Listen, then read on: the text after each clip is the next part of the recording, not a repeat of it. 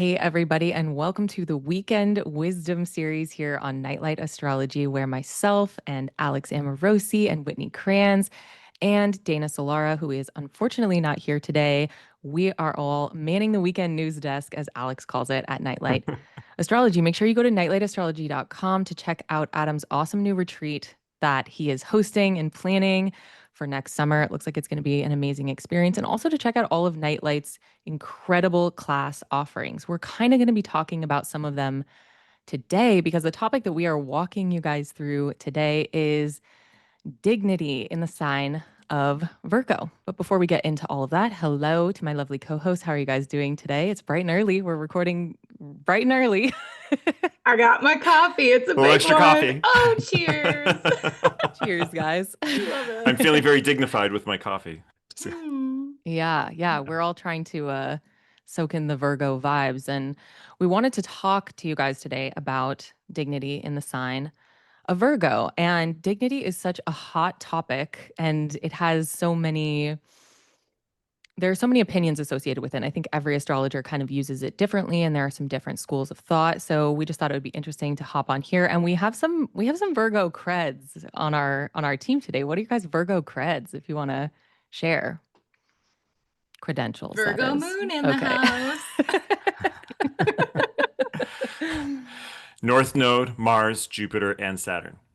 All in Virgo. That's a Oh. Virgo powerhouse right there. Mm-hmm. We have an I will be authority on the speaking from subject. experience. Yeah. Okay, I forgot to credit my Virgo South node, and isn't that just perfect? That is perfect. Moon South node conjunction in Virgo. Hello.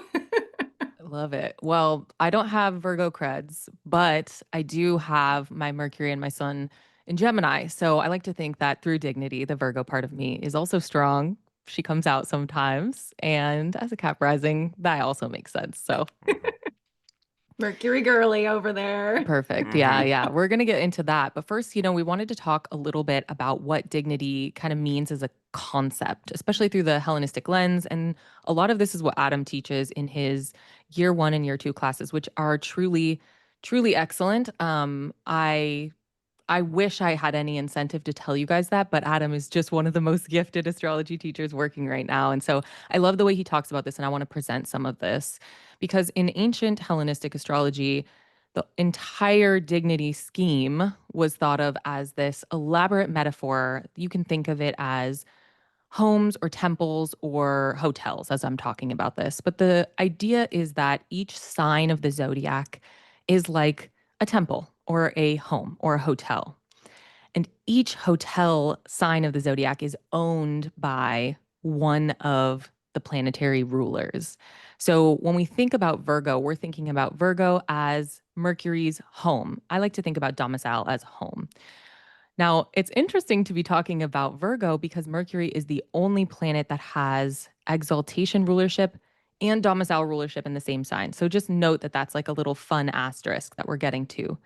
But let's say that the Hotel Virgo is also Mercury's home. Mercury lives in their own hotel, crazy, and is just like a fabulous, eccentric, neurotic guest in the Hotel Virgo. Now, it's interesting because when we think about Venus and Jupiter, these are two planets that sort of aren't that comfortable in the sign of Virgo. So, again, in this extended, elaborate mixed metaphor, we can think about Venus and Jupiter as being sort of disgruntled guests in the hotel of Virgo. It doesn't necessarily mean that they are doomed. Okay. When we think about dignity, a lot of people think, am I doomed if I have a planet in detriment or fall? And the answer to that is no, absolutely not. Alex is going to share some personal experiences about that with us, I think. But I wanted to clarify here, and I'd love to hear from you guys about dignity as being a separate sort of condition from like moral worth. I think a lot of people think about dignity as, especially even the word dignity sort of implies this moral worth. And really, what I like to think of is a planet's comfort in that hotel metaphor, its fluency, how closely aligned it is to the context that it's currently operating in. That's kind of how I'm thinking about it. What do you guys think? Yes, that is exactly right. It's how I think about it as well, but I love how you have taken this hotel metaphor and just like elaborated on it because can't we all see Mercury, who is both in Domicile and Exaltation, here in this hotel? Living on the penthouse floor, and it's this super clean lined, beautiful, modern hotel that's full of all the best sort of rich amenities, but everything is totally customizable based on the guest, right? And that's such a trait of Mercury is this transitional quality, this ability to be both and so I think that's one of the most special things about the sign of Virgo with having both this domicile and exaltation ruler there.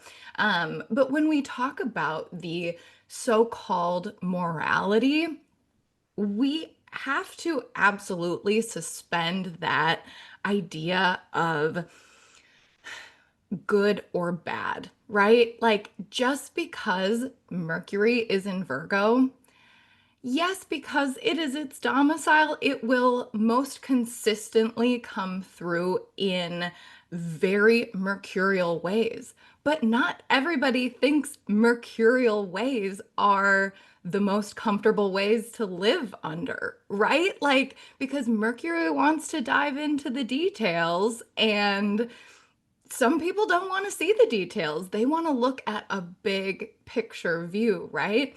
And we can reverse that for our, for Venus, perhaps, right? Who is in, excuse me, fall in Virgo, right? How she will Mercury, Venus wants to focus on the beauty of things, right? But not everybody wants to focus on the beauty of things. People who are dedicated to their craft sometimes need to suspend the idea of beauty in order to make sure that we're totally accurate and on point. So That's a good foreshadowing for a quote I have for a Venus in Virgo later. ooh. Okay, now I want to hear what Alex has to say.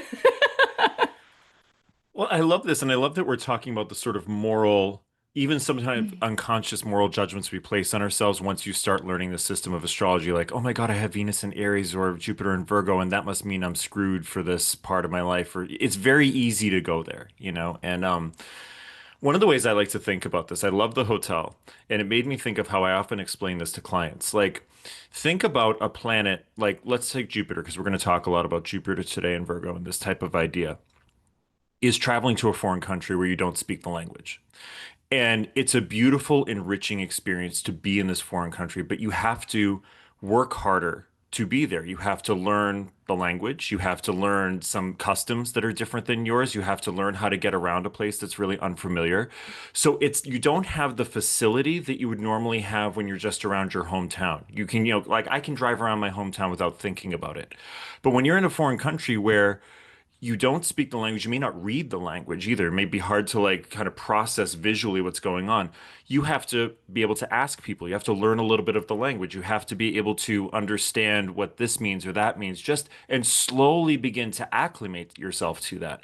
And you can do that, especially if you live somewhere for a long period of time, like months or years, you can really acclimate to being in that new environment. And it can be really enriching and expansive. So, one of the ways I like to often say this to clients too is like, you may have in this lifetime decided that you wanted the experience of things not being completely congruent or fitting together easily at first, but that over time you would learn how to sort of mesh together your natural inclinations with something that feels um, maybe that it stretches you or feels a little uncomfortable to your normal sensibilities, but you really learn from it and you grow into it, and it actually adds to your feeling of expansion, your feeling of being able to, appreciate different points of view because you live those tensions within your own self.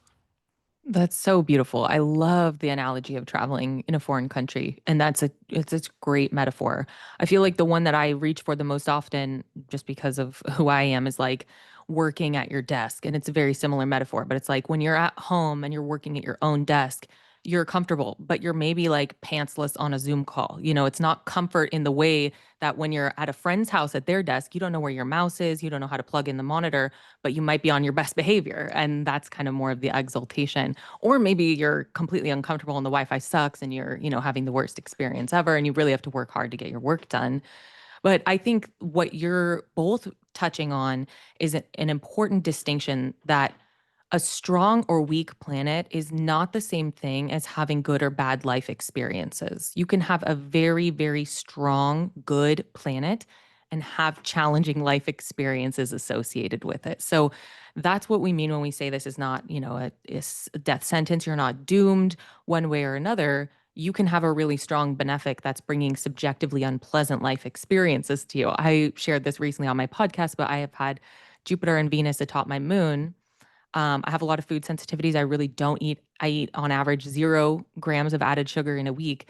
With those benefics on my moon, the amount of sugar I've had in this 6 week period is actually more than I've had in 6 years. Like it's insane because they're just like sweets, sweets, sweets, carbs. Like it's really crazy how that can happen. And I've heard from a lot of people that, Jupiter brings crisis of faith and all kinds of big stuff. So that's important. And it kind of brings me into my next point, which I want to hear what you guys have to say about, which is the difference between exaltation rulership and domicile rulership. So, domicile rulership, for everybody listening that may not know, is when a sign is ruled by a planet. So, Mercury rules Gemini and Virgo, for example. Venus rules Taurus and Libra, for example. That means that those places are more like their homes in our metaphorical in our metaphors. On the other hand, a planet can be an exalted guest somewhere. And there are places around the zodiac. So, like the moon, for example, rules the sign of Cancer, but is exalted in the sign of Taurus. Saturn rules Capricorn and Aquarius, but is exalted in the sign of Libra. And in Virgo, we have Jupiter in detriment, which is the opposite of domicile. And we have Venus in fall, which is the opposite of exaltation. So we're talking about those today. Venus does also have Virgo does also have an exaltation, but it's Mercury again, as we said. So it's kind of a special asterisk case. But I think this is something that Adam does a really incredible job of presenting in his year one curriculum. And I know that Adam's premises and the way that Adam teaches it is sort of founded in the research of Robert Schmidt and specifically his translation of Antiochus that Adam sort of came across and decided to further and advance this idea that there is a difference in the ways that exaltation rulership and domicile rulership express. Now, I really cannot even kind of parse what Adam says because it is truly kind of a life-changing part of that lecture. I think it's like 20 or 30 minutes, but even hearing his reasoning there and his research there changed my practice dramatically. And so for the past couple of years, this is something I've worked a lot with, the difference between domicile rulership, which is, in my experience, consistent. It shows up on a daily basis. It is very it's almost doctrinated. It's that fated quality as well of like life existing every day. Saturn in Capricorn expresses kind of the same every day. Whereas I find that exaltation rulership is more circumstantial. It feels more tied to fortune. It doesn't express the same every day. It has different modes and arrhythmics, cycles of expression, and it can be more circumstantial and kind of peaking. In our metaphor, we're talking about the difference between, a planet owning its own home or a planet being an exalted guest at a hotel where everybody knows their name and is sending them room service and they've got monogram slippers at the hotel. So I wonder what you guys think about exaltation rulership versus domicile rulership. I've kind of been talking about it for a long time now. I'm going to toss it over to you guys. Yeah, I love it. So I totally agree. Adam's lesson, I actually literally just went back to it. Lesson 15 in year one. Now, isn't it interesting that, oh my, it took 15 lessons to get to actually what domicile and exaltation, what these essential dignities actually mean?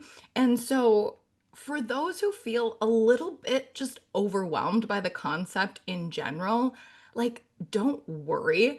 I've been there. In fact, the first time I went through year one, I was so kind of full up in my brain trying to memorize all of the domiciles, all of the exaltations, that I almost just sort of left the theory to the wayside. And so when Alexandra talks about the sort of transformative power of really understanding the theory behind it, I completely agree.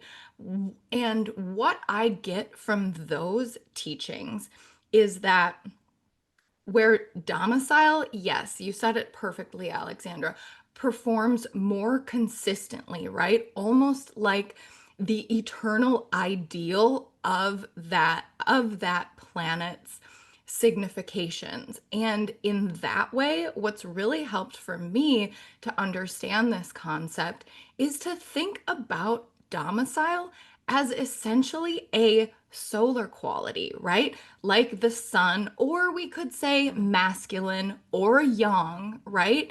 It will always perform in that sense of Oh no. Oh, Whitney. the thema mundi, right? The divine mythic birth chart of the cosmos. And so when we can think of those those placements as having that inherent quality, it can help us just make a lot more sense of it, right? And then, like you said, Alexandra, this exaltation wanes and waxes like the moon. It can be more feminine, more yin, right? It's that never ending cycle of fortune. For people who practice astrology, you may also equate these qualities with like the solar quality that is inherent in the lot of spirit when we work with that, and exaltation that is inherent in the lot of fortune when we work with that, right? And so there is this with an exaltation, there is this sense of, yes, the planet may have a leg up or an intensified strength. Sometimes it can be inflated, but it is so dependent on what else is happening in the chart and in transits and through life, how that comes through. This is so interesting. I've actually never quite conceptualized this way before, but as you guys are talking, it's making me think of the domicile ruler. Like, let's take a sign like Libra, right? The domicile ruler is Venus. Mm-hmm. That's the sort of, I think musically, right? That's the base. That's sort of like the consistent Mm-hmm. undertone of what upholds the piece of music. The exaltation ruler in Libra would be Saturn. The bass isn't just the whole piece of music. It needs a melody. It needs to express itself. In other words, the bass is being expressed through a melody on top of that bass. And a lot of times with Libra, you'll notice people will express in a kind of Saturn way. Let's take this example of like Venus would bring this sort of beautiful sense of balance and harmony and spareness in Libra. And that spareness comes from Saturn, or the sense of minimalism that comes of this aesthetic of Libra. That's the Venus's sort of looking at a space or looking at a piece of art and looking at or hearing a piece of music and hearing the beauty in it and hearing the harmonious qualities in it, but looking for like, was only what's necessary needed to do this? Was only what's necessary was there a was there a use of just like kind of this spare minimal quality that brings a sense of sort of like melancholic ease? That's all Saturn. So it's like Pisces, you'd see the same thing with like Jupiter being the ruler, the domicile ruler, but Venus being the exaltation ruler. Pisces has that sort of beautiful oceanic quality to it, and that mix between reality and fantasy sometimes that can be so beautiful. But it often expresses in art, in music, which is represented by Venus. It often expresses in sort of a there's sometimes sort of a even an erotic quality to Pisces that has this sense of just like sensualness to it that's very much Venus, but it has that sort of expansive feeling of Jupiter underneath. And I think that it's really interesting because exaltation can have this quality of depending on where the domicile ruler is, you also get a sort of different expression of that exaltation. Is that exaltation the sort of fabulous, socialite who lives at the top floor of the Plaza Hotel or something like that? Or is it someone who's just kind of like, you think of like the decadent Roman emperor lying on his side being fed grapes, and like, Mhm. kind of exploiting the situation in some way. So it all depends on where everything is in the chart, but I think it's really important to remember, like, to me, I've always seen exaltation as just like the way that that sign expresses. And also to just say that not every sign has an exaltation ruler. Like Sagittarius is just Jupiter's domicile. The Leo is just the home of the sun. And honestly, why would Leo need anything else? I mean, Doesn't come need on. anything else. No, I'm just saying. Yeah, this leads us in kind of perfectly to our first category here, which is really talking about Mercury. Now, as I mentioned in the dignity conversation at the beginning, Mercury is special in that it has its domicile as its exaltation as well. And there are a lot of different opinions about that and theories about that. And I think that's a little outside the scope of what we're doing here, but we wanted to talk about what that means and how Mercury feels in Virgo. I think this is kind of an interesting example case as well because Mercury's synodic cycle and Mercury's cycles with the other planets are such that it's pretty rare to catch Mercury alone in any sign. Usually, at least the sun is there, if not another planet, just because of how quickly Mercury moves and how closely it's tethered to the other planets. But Mercury in Virgo is such a precision craftsman. Whitney, you're talking about Mercury living at the Hotel Virgo, and I'm like, this is a Wes Anderson movie, like Yes. absolutely in action. It's lived in, but it's completely organized down to every detail. And they're like charming little details. They're very weathered notebooks, but they're all aligned just so. And I think Mercury in Virgo is a pretty interesting place to start. What do you guys have to say about Mercury in Virgo? Oh my gosh, yes. It's so intentional, right? Like that is I think that that's something that Mercury really lends to the sign of Virgo. And because you have this double mercurial essence to Virgo, yes, there's something so craft based to this sign where it takes the dedication to do the little things, the same things over and over again, right? In order to get good at something. And we see this too in the way that um, Mercury is a driver of excellence in this way because of this double quality of Mercury.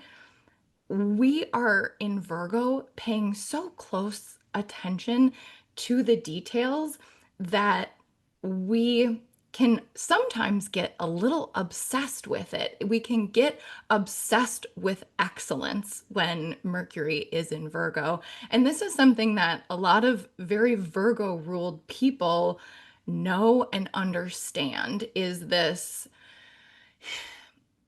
almost need to, it's not necessarily be the best, but it's just to be really, really good, to be really good at doing all sorts of different things and doing them well and doing it in an extremely dedicated manner. Like it's interesting because Mercury in Virgo makes us have this almost near compulsion, high moon in Virgo, it's me, to get things just right. You know? Try Saturn and Virgo, Whitney. Wow. Boy, does that up the game. I'm not trying to like compete with you here, but it's Oh, like, you win. Yeah, it's not a competition. Maybe there especially is a competition and you win. You feel like you have like the guy on the crossbow over you all the time, like, did you get it right? Because if Yeah. you don't, it's the end of everything. And you really have that. I remember as a kid, and I joked about this once when I was doing the recording with Whitney and Adam.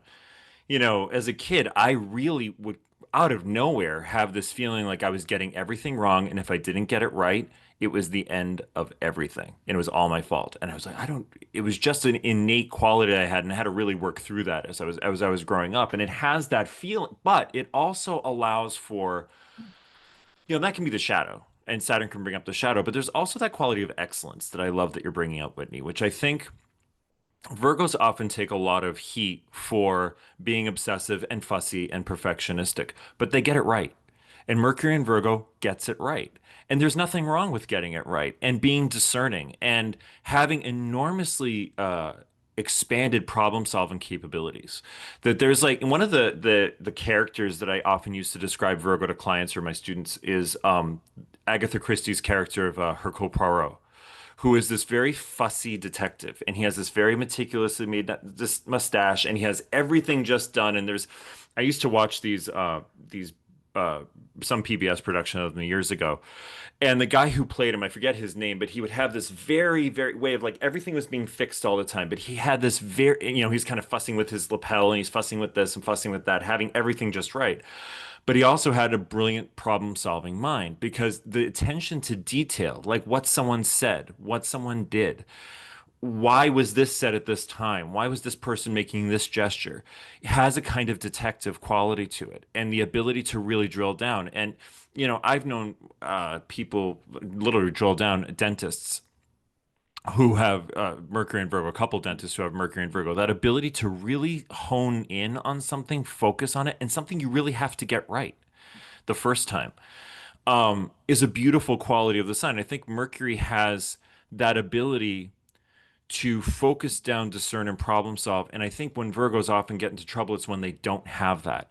So you start trying to problem solve everything. You start looking like Saturn and Virgo for me as a kid was like, there's nothing wrong. So let me find something to solve because there must be something for me to solve. I think that's the underpinning of that. And so it's a really beautiful archetype in excellence, precision, and that sense of like, if you want a problem solved and a challenging problem solved, call a Mercury in Virgo because they will really be able to parse out all the details, discern it down, and be able to figure out what every detail means, pulling it back together. Yeah, that's such a great tie-in for why exaltation and domicile rulership here work out the way that they do for mercurial individuals. Like we talk about neuroses or the fussy detective, and it becomes something you know about that person. It's not just a character trait of them, it's like a notable part of the way you describe them, the fussy detective. And Yeah. just a detective would be like domicile rulership, Mercury. But being known as the fussy detective is that exaltation rulership kicking in. And it's like, oh, these are little, fabulous little eccentric traits about you.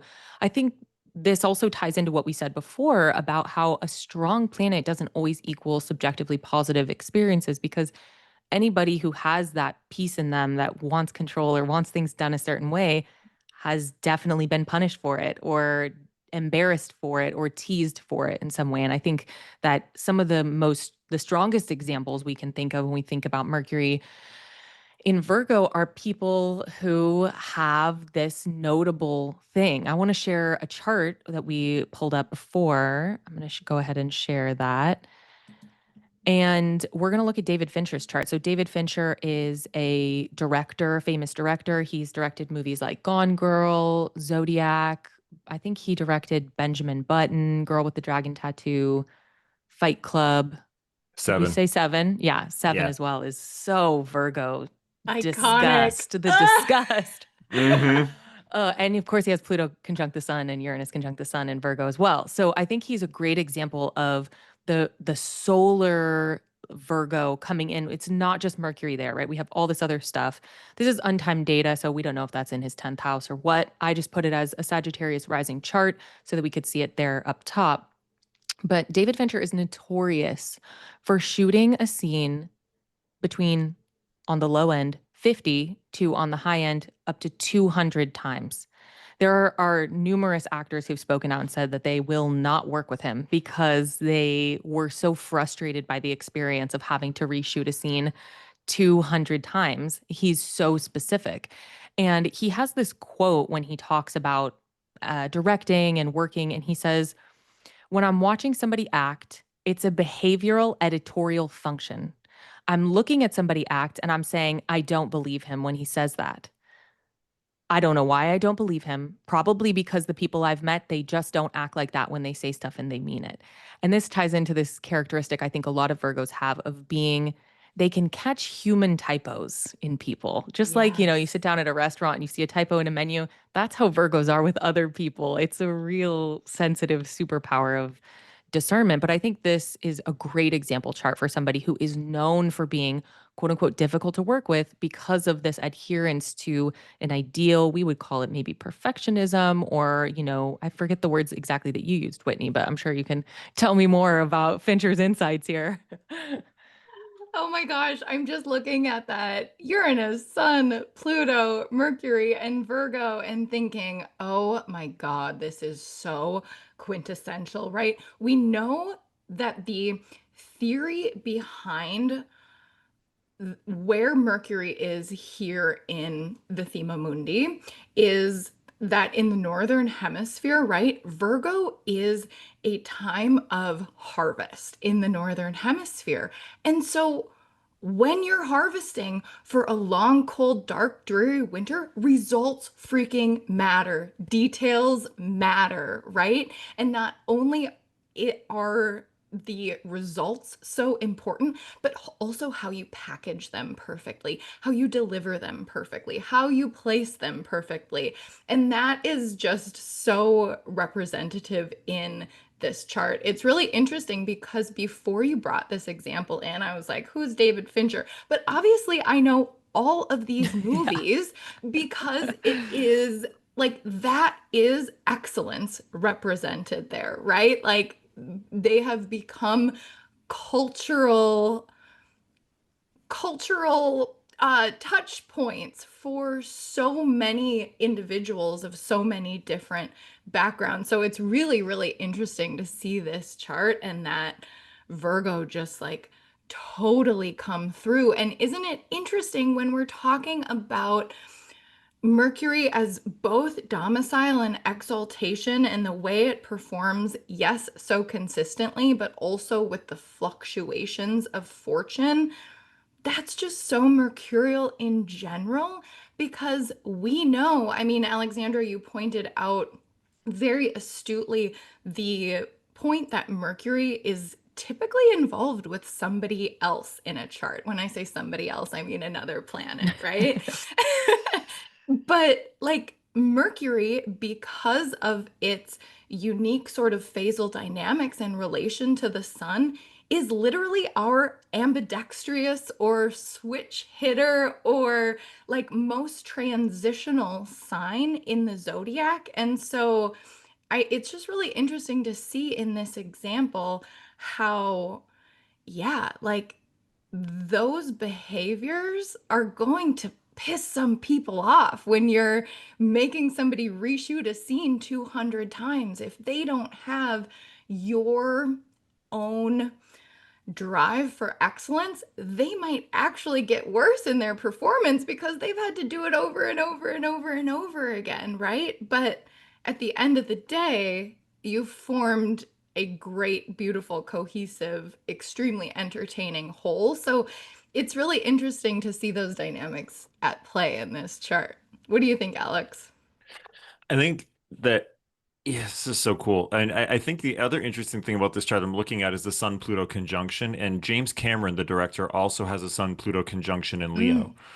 And there is Pluto adds a depth of even more to that myopic focus, right? It adds that sense of like this has to be exactly correct. And I think, and I've heard the same thing about actors say about James Cameron, like one who won't even talk about the experience. I'm not saying anything bad about him. I'm just saying like this is what Hmm. their relationship was, or I heard on an interview, because there was that also that focus, that need to focus. And I think with Virgo, this thing, funny thinking about David Fincher's films, it's like there's this um there's this quality of sin, purity, darkness, What's the correct thing, what's the right thing, what's the pure thing, trying to find all of those things. Seven, I'm just thinking of seven because that's the one that I know the best, right? But this idea of like everything being focused in the film on those ideas. Like the setting of Seven is this kind of nameless, dreary city where it's always raining and it's always kind of like there's all sorts of things one might consider from the point of view of the seven deadly sins sinful around, right? And even the environment has that quality to it. And I think that you can get into the territory of someone becoming really frustrated with like who cares. You could see like a Sagittarius coming along and say like gives up, like just set it somewhere and we'll do the movie, right? But it wouldn't have the same believability, like you said in that quote, Alexandra, which I think is so beautiful because a Virgo will be able to tell, and this is why Virgos, even though it's an analytical sign, often have spot on detective like intuition, is because there's something about like, well, that wouldn't happen in that setting. That wouldn't happen in this way. If I'm going to do this, I need to make it feel to the audience that they're there experiencing it in a visceral sensory way because that's what makes those movies like you remember them when you leave those movies. I remember leaving Girl with the Dragon Tattoo and I like was like running to the car because and I'm usually not like that with movies. Like I'm pretty good with like that was a movie. There was something so visceral about the quality to it that had a that only comes from that kind of precision. It only comes from paying attention to that kind of detail, the setting, the music, the actors, exactly what the actors are doing in that way, because he's recognizing too, we pick up on all the micro expressions and all the little symbols and scenes without even realizing it. And that has an effect on a somatic level too. So I, I think it's an incredible way to work. I could imagine someone who had more of like a we got it on the fifth time, man, having a frustrated experience with it as well. It can be. Yeah, we're definitely going to look at that in a second here. There's a story about Jake Gyllenhaal working um, with David Fincher on Zodiac, and they reshot some scene. It was like they were on take 50, and David Fincher just looks to the cameraman and he goes, "Delete the last 20 takes." And Jake Gyllenhaal freaked out and was like, "I'm never working with you again." It's like a very famous thing. But Alex, I think you also touched on something interesting about the somatic piece because in the modern astrological tradition, obviously the houses are equated with the signs, and Virgo is kind of equated with the sixth house. I think even if you aren't a modern astrologer, which I'm not, and I don't subscribe to that, like what they call the 12-letter alphabet, but there are interesting correlations between Virgo and the body because the icon for Virgo is literally the virgin, the sacred no sayer. There is discernment implied in every part of this sign. I know what goes in my body and I know what doesn't go in my body, is what the icon of Virgo says. And this, I think, takes us really neatly into Venus in Virgo as being the sign of Venus's fall, because Venus, as a benefic planet, wants to say yes. And Venus particularly wants to say yes to sex and sensuality and consorting with other people and sensual pleasures here on the earthly realm, as she does in Taurus, for example, or consorting intellectually with a wide ranging assortment of people, like she does in her airy temple of Libra. So I think it's kind of interesting to talk about Venus in Virgo and her devotion there as being so different. Now, this is like a placement that I get a lot of clients and people coming to me with, and they're like, "Am I doomed to never find love?" And so I just really feel the need to mention, like, no, Venus and Virgo doesn't mean you're never going to find love. There's almost no symbol we're going to see in the chart. I think I've seen one chart in my life, that I was like, that's scary. Most of the time, it's patterns that are repeating themselves. And here, I think it's this tension between wanting deeply to attract and relate to other people and also wanting discernment. I think this can be difficult, to be honest, as a woman in this culture, in this society. It can be difficult to figure this one out and to see how it's like, how can I live in a culture where I exist for consumption, but also have agency and say, no, I don't want to be consumed that way and I don't want to be looked at that way. There's like a really productive kind of tension there. And I think I want to talk a little bit about that. Then I'll hear from you guys. Then we'll look at an example chart for this. But some of the things that I think about Venus and Virgo is like being a really good creative director or, a copy editor of some kind. Virgo Venuses are also just a hall of fame at managing the polycule flow chart. Like Virgo Venuses are polyamorous gods, honestly, and feminine magicians and kind of Whitney said something earlier when we were talking about Venus in Virgo is saying, let's not just be accurate, but let's do it with style, or let's do it in an aesthetically pleasant way. What do you guys think about Venus in Virgo and how that comes through? Yes, it's so funny. As you were saying that, I literally took a little note on my screen over here. Aesthetics. Like the aesthetic, yes, Venus has such high standards for the aesthetically pleasing everything when it comes to Venus in Virgo.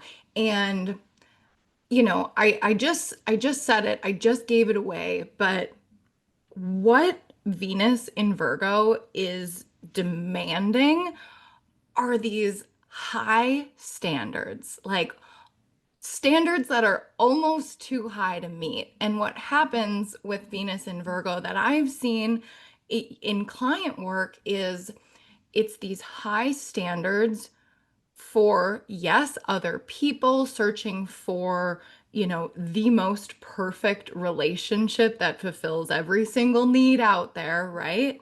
But also, and this is where I think really the sort of fall aspect comes into play, these incredibly high standards for ourselves. And so when I work with Venus in Virgo, it's like, how do you let yourself off the hook a little bit, right? Because these high standards, yes, of course, they demand excellence and they're exactly what you feel like you want and need, but there's a way in which they can treat yourself a little unfairly sometimes, right? And I think that's one of the major challenges when we talk about Venus in Virgo.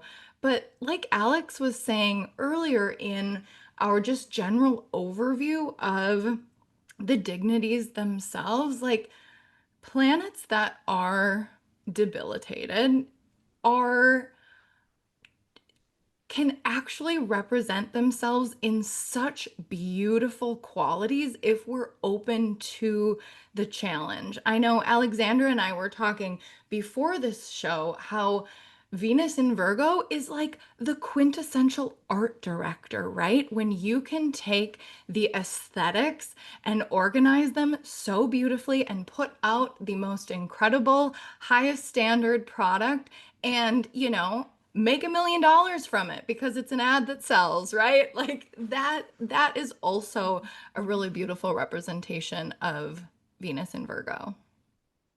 What do you think? And I I love the points you guys are making, and I just want to emphasize again that a planet in fall does not mean you're never going to get that thing.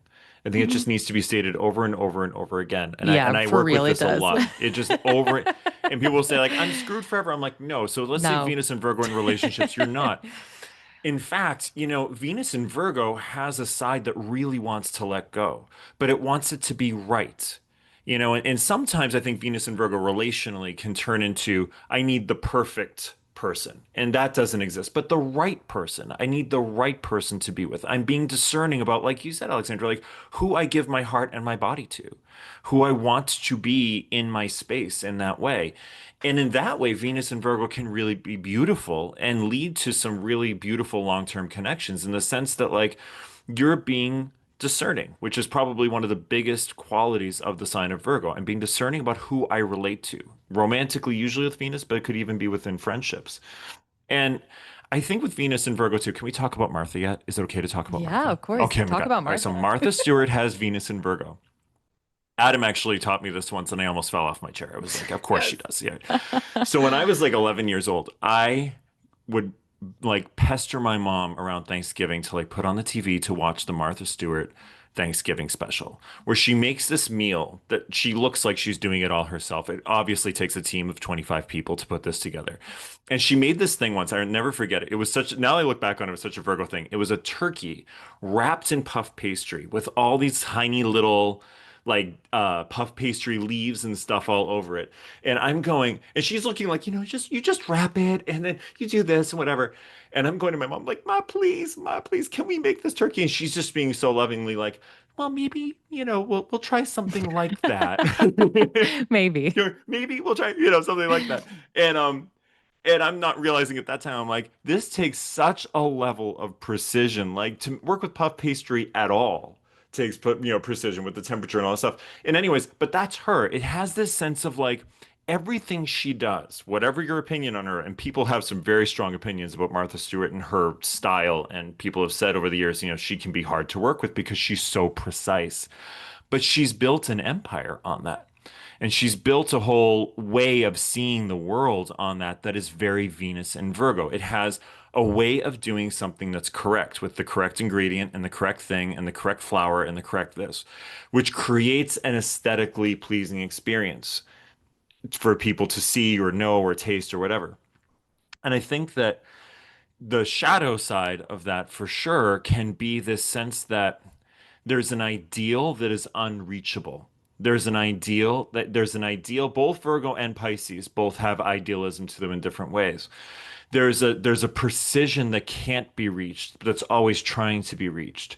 And in that way, in the shadow side of Venus and Virgo, you can kind of you can just infinitely circle the drain of detail and just infinitely circle the airport. Like you never really quite land because everything's not quite exactly as you wanted it to be aesthetically. But like you guys said, art director, hairstylist, artists, people who systematically put together like massive plays or shows or different kinds of art, like an art show would be something like that, right? Each painting goes in a specific order for people to walk by and find enjoyable to lead to the next painting.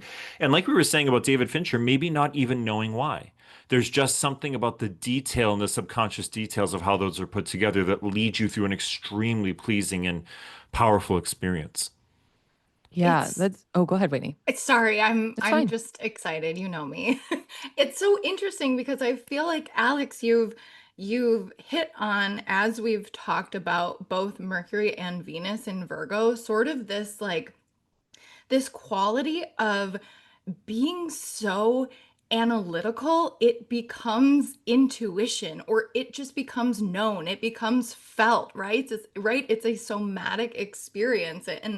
And that feels like so prevalent in this sign. And I just laugh as you're talking about your Thanksgiving story. I'm like, oh my gosh, this is such a typical like Instagram versus reality type of a thing, right? Like all of these creators making this most beautiful, perfect, ideal image that could ever be, right? And then, we all are out here without Venus and Virgo trying to make, and it's just like kind of sad. It just Put a turkey doesn't. breast in the oven and call I it a know. day. It just doesn't quite hit those same aesthetic standards. I was just over here laughing.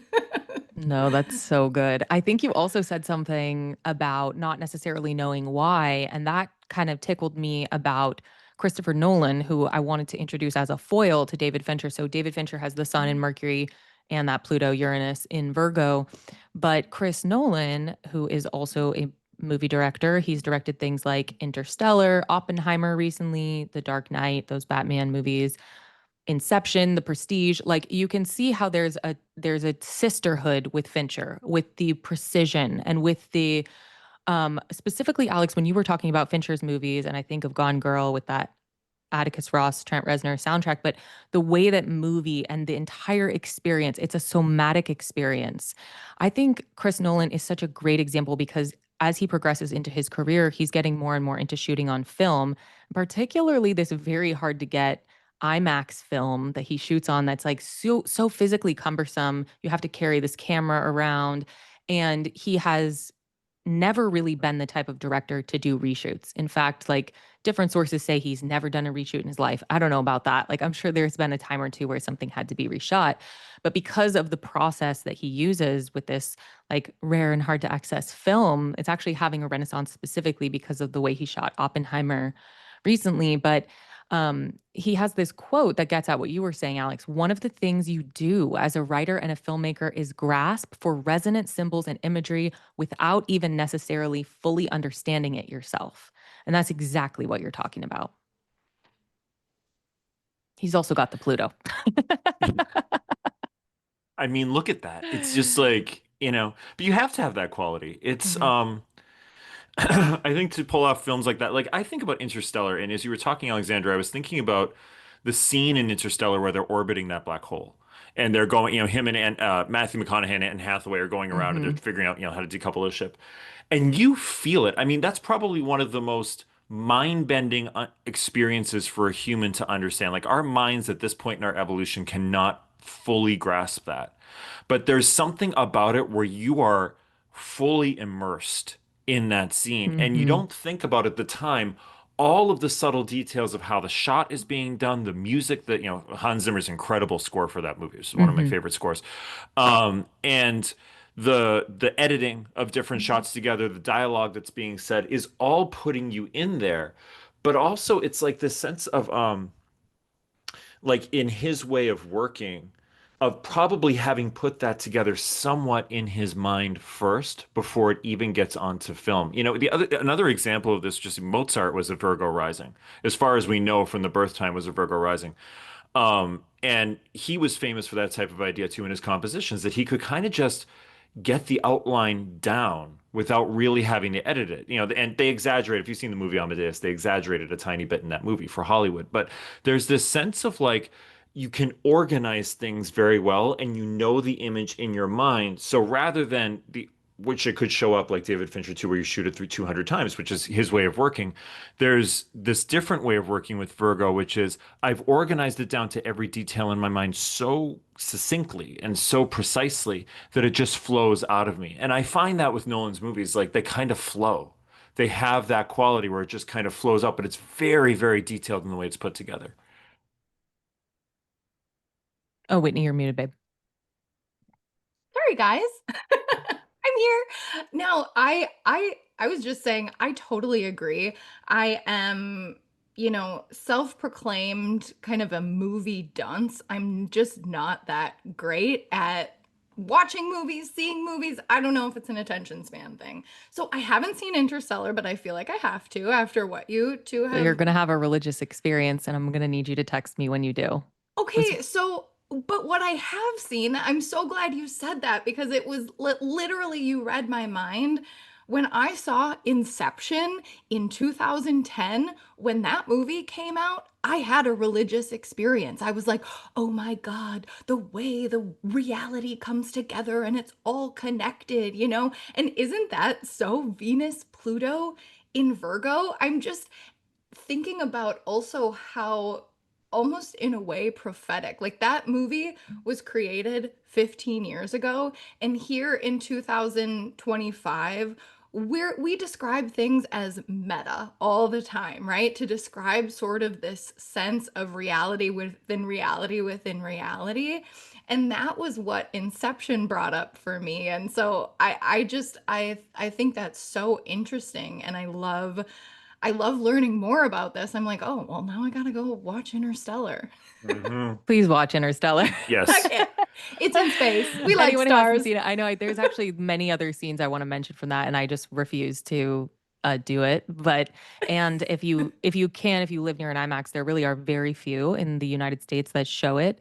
I happen to be the one good thing about San Antonio is that it does have an IMAX. So if you can catch a Christopher Nolan on film, the IMAX, definitely do that. It's Mhm. Cool. it's a special. It was like I saw Oppenheimer and I was pregnant, so I was just like in the theater crying. I just like New Mexico is so beautiful, and that's the beauty of a Venus in Virgo. It's like, of course, New Mexico is beautiful, beautiful through Christopher Nolan's camera lens because of the excruciating lengths that he went to Alex's point to capture that. And Alex, why don't you kick us off with the Jupiter and Virgo section, talking about well, what's up with Jupiter and Virgo? Okay, what's going on over there? You want it? Well, it's interesting. Now, I'm going to qualify by saying in my chart specifically, if I get really nerdy, Right. I have Mercury in Sagittarius. So I have Oh, you have mutual mutual reception. reception. Yeah. and all those planets exalting Mercury. So I have that experience of it. But what I will Let's just say is, say that mutual reception is kind of like when a planet and another planet house swap. They're staying in each yeah, other's houses. So there's some dignity there because they knew what was going on. They can contact each other. That's what that means, technical jargon. it helps a lot. It help in the sense of like, Jupiter wants to expand and find hope and coherence and ceremony and order, and Virgo wants it to be precise and focused and discerning and correct. So what I find with having Jupiter in Virgo is there's part of me that just wants to say like let's just look at the big picture here, man. Let's just relax and just chill and like everything's going to be okay. And then there's the other part, like it's all got to be perfect before you can relax. It's all got to be okay before it can be coherent. It all has to be precise before you can let go. And I find with Jupiter in Virgo too, what's interesting with even the work that I do, right? Because I do astrology, so I do a philosophical system that is highly structured and systematized. I do energy work, which is taking something very ephemeral and hard to often put into a sort of physical context, but I do it in I use systems of how to do that, and I have very like rigorous systems that I go through when I'm doing energy work with people. And I've always been like that. I've always had this sort of like ability to work into this bigger philosophical, spiritual, energetic realm, whatever you want to call it, but finding systems to explain it in very, very grounded ways. And sometimes the trip for that can be getting pulled too far in either direction. So you start to let go of the precision because you're just like, whatever, it'll just work out, it's fine. Or you start to get so focused on detail, like, I'm never ready to do this. I'm never ready because I haven't got it precise enough to be able to let go into the big picture. What I want to say too, just quickly, is it doesn't like inhibit you or handicap you in any way. You just have to learn how to work with that. And like Adam will say tension a lot. And I think that that's a really good way to describe a planet that's not in its like most comfortable place or in a place that's called detriment. There's a tension, but it also helps you work in these very uh creative ways you may not have considered before and bring something really unique out. I mean, look at Christopher Nolan's chart, having Venus Hmm. was it Venus and Virgo, right? That's the kind of idea that you see, this stuff that you may not see from a planet in its own sign because it's at home. It doesn't have to think outside in those terms. It's not even wearing pants on the Zoom call. Exactly. Yeah.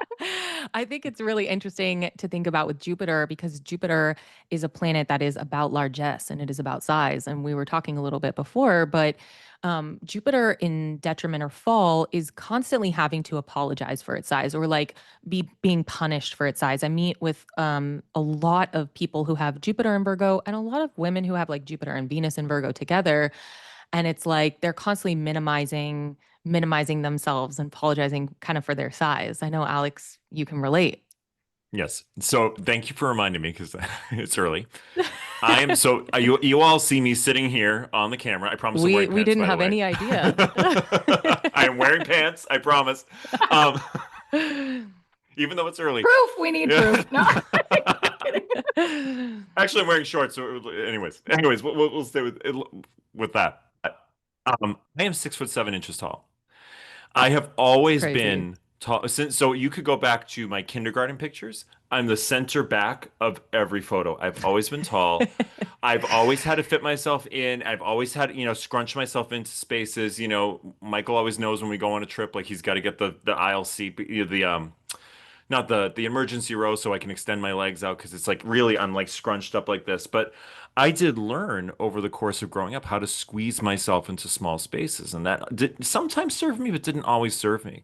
And I often would hear things like, it's interesting when you're really tall, people feel no um compunction about like no resistance to commenting on it, and Because they think it's a Yes. good thing. it's a good So, thing, and it yeah. is, it is, but it's like subjectively, like over time, it's just like I would be like, I just don't want to hear about it, especially like when I was a teenager, where like I don't want to stand out, I don't want to be noted for this, I just want to kind of be in my space and figure out my little puzzles and just do that. But I think what I've learned from that is it's okay to expand and not feel guilty about or apologize for my height, but have it be something that is part of the way that I feel expansive and the part of the way that I bring my sort of precise self into the world. Like it's a part of who I am. And it took me though, I would say probably into my 30s to get to a point where I wasn't apologizing. Like, I'm so sorry I'm so big, or my knee hit the table, or like, I'm trying to squeeze into this tiny space and I can't quite get everything squeezed in perfectly and not make a fuss. I'm like, you know what? If I knock something over, I knock something over. If my knee hits the table, my knee hits the table. And I recently someone said to me, it's just, you're just too tall for this. I said, no, I'm just right for this. It's too No. small for me. It's too small for me, so make it bigger. I love that Or yeah. Saturn eventually in your life, Saturn was like, okay, this is a gift. Like, Saturn was like, after 35 years of suffering, like, here you go. You can think of this as a gift now. And I feel like this is a really interesting segue into our Mm. chart that we pulled for this, which is the inimitable, at least, Kim Kardashian. And I feel like this chart is such a great, it's so interesting. I could look at this chart for a long time, but talk about someone who's constantly apologizing for their size or having their body criticized in ways that they didn't necessarily agree to or probably enjoy very much. And this chart actually, I hate to like follow up a chart with an example from something else, but it makes me think with Venus and Jupiter together in Virgo, she has, and this is double A data. So that is right. Her MC is in that benefic enclosure. She's got sort of a benefic enclosure. The moon is doing some stuff there, but um, it's just a really interesting chart. She also has the sun in Libra conjunct Pluto, sort of. And this chart reminds me of this movie. Stick with me. Stick with me, Whitney. Don't fall asleep yet. It's an old movie that came out like ages ago, and I think I saw it when I was in high school. It was like some art house movie, and it was like three short films about the city of Tokyo, loosely grouped, and one was by Michelle Gondry. And in this film, this woman, it's a short film, like 20 minutes. You might be able to find it online, but this woman is feeling fundamentally sort of like minimized in her relationship with her partner. And so through the course of 20 minutes, it's kind of just like an aesthetic visual essay by Michelle Gondry, where over the course of the movie, she's physically changing and her body is turning to wood.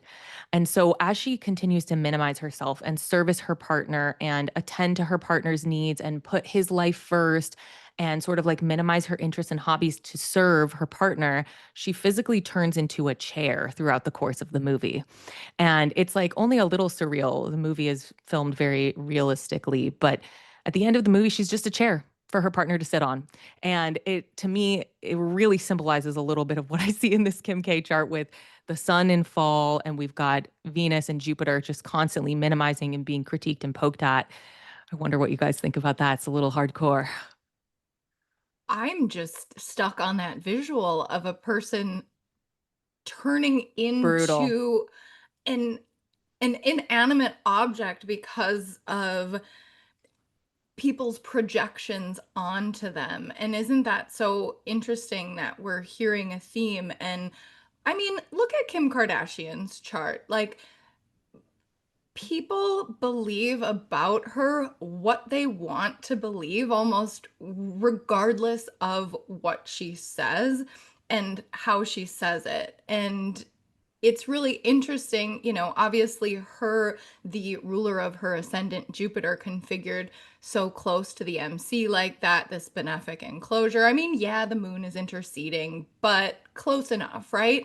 Like the amount of fame that Kim Kardashian has accumulated, or in the way in which she's been sort of lifted up. It's interesting because you're talking about the chair visual, and I'm thinking about Kim Kardashian on this pedestal, and all of us feel like it's okay to put this person on this pedestal because she has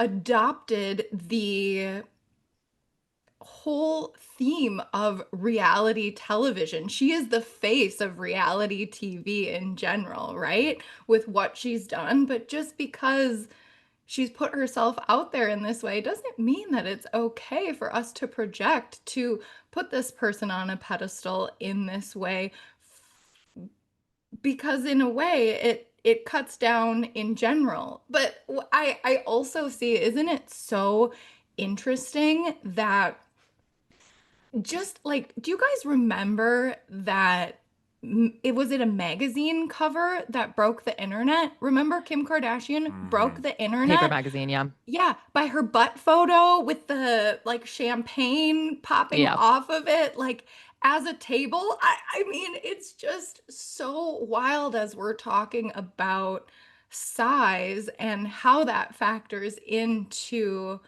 public perception. It's really interesting. It's really interesting to see this chart. There's also something, we talked a little bit about this, I think, when we talked about Madonna and the Virgo in her chart, is Hmm. there is a lot with Virgo and Pisces about being projected upon, about Yeah. becoming whatever the other person needs you to be. So in Alexandra, in your example, it's like I'm becoming what I think I need to be for this person, right? I become a chair, I become an object, I become something that's serving only this, right? But I'm becoming something else. Or in Kim Kardashian's case, it seems like she becomes whatever you project on her to be. And God knows, again, people have tons of opinions about her, about the Kardashians, about her life, about what she is. She's a villain to some, she's a idol to others, but people put, it seems like when you're doing that kind of reality TV, there's just enough of a lack of specificity to allow you to put on the specifics. I always think of, um, Hmm. there's the line in the Lady Gaga song, I think it's Government Hooker, where she goes, I'll be good unless you want me to be bad. Like, right. Yeah. I'm everything. I'll be your everything. I'll be your anything. And there's a very Virgo quality to that song. There's a sense of like Virgo is a very mutable sign. It's very adaptable. And there's a sense of like you can easily, with a lot of Virgo planets, adapt to what people need, but also that can be a strength. I mean, they have, say what you want about them, they have built an empire off of those projections, positive, negative, good, bad. Um, and but by being a little ambiguous about who is really in there. And I don't know if she knows that or doesn't know that. That's not really for me to say, but there's something about that quality of being able to put on your own stuff to that person is very quality both to Virgo and Pisces in different ways. Absolutely. That's a little outside the scope of what we're talking about today, but I mean, Neptune in the first house. I also have Neptune in the first Yeah. house. It's like every client session, I'm like, who do you want me to be, baby? I'll do Yeah. it. I'll do it for an hour. Let's go. Yeah. That's what it Exactly. feels like sometimes because people just show up and they just have ideas. But I think this is also a good point for us to now, in closing, kind of talk about some of the ways that these three planets can kind of work together. I have a fun and interesting chart I'm going to show and talk about, but then I would love for us to all just kind of reflect on how it is when these planets are together. Because Mercury, I think, being in addition to Jupiter and Venus, if it's like Venus and Mercury and Virgo, or or Jupiter and Mercury in Virgo, Mercury is hosting, right? So Mercury's home and it's like, hey, I know you hate staying at my hotel, but I'm going to make you as comfortable as I can. And there are ways that Mercury can help in terms of dignity. One of my favorite examples is from the show New Girl. And if you guys watch New Girl, you already know who I'm talking about. We're talking about Schmidt. And there have been a couple times when I've been watching that show and I'm just like, this man is not acting. What's happening here on screen is this man being captured in his just absolute most neurotic glory. There's no chance this man isn't also neurotic off screen. And Schmidt is just known for being like very health focused. And, he was in his life previously quite overweight. And then he like loses all of this weight and he becomes very fitness and food oriented. He's cleaning all of the time. He takes care of everybody's bills in the apartment, and it becomes kind of just a joke. This is his real chart. It's untimed. It's a Sag rising chart, so that we have that stuff up in the 10th house. But he does have Saturn, Venus, the Sun, and Mercury all there in Virgo. And it's important to note that like Mercury's in a really good spot here because it's still kind of outside that combustion range and it's exalted and it's in a domicile rulership. So all of these dignity conditions are fulfilled to like really strengthen this, which I think makes sense for somebody who has become internationally, globally renowned for playing a really neurotic Virgo character on screen. What do you guys have to say about Mercury dignifying and just kind of in wrap up of all of this condition, how these planets work together? I may not be that big of a movie girl, but you better believe that I I have got you with New seen Girl. every episode of this series Yeah. multiple times. It's actually one of my comfort shows.